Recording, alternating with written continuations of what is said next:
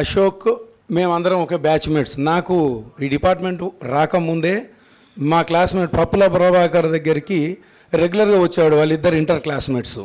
అప్పటి నుంచి మాకు దగ్గర 82, 83 నుంచి కూడా పరిచయము.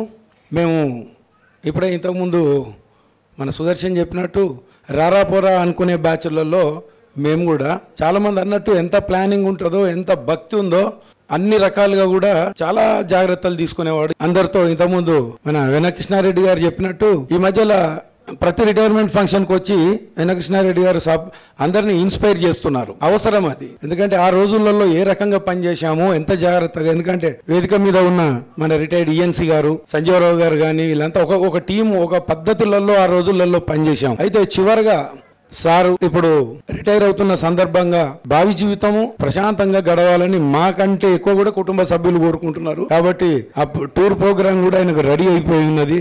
ఈ వేదిక మీద నేను ఒక అప్పీల్ చేయదలుచుకున్నా. ఇప్పుడు దయచేసి అసోసియేషన్లన్నీ కలిసి ఒక స్ట్రాంగ్ అసోసియేషన్గా ఉండండి.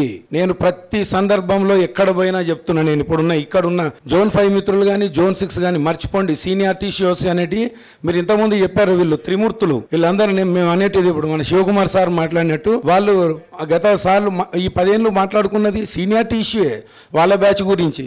అట్లా ప్రతి బ్యాచ్కి ఒక ప్రాబ్లం ఉంటుంది.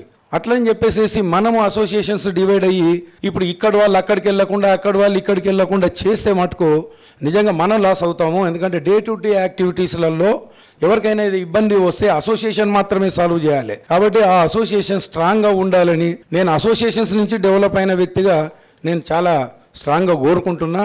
కాబట్టి నా అప్పీల్ను అందరు సహృదయంగా తీసుకొని ఈ వచ్చే ఎలక్షన్స్ అందరు కంబైన్డ్గా చేసుకోవాలని కోరుకుంటూ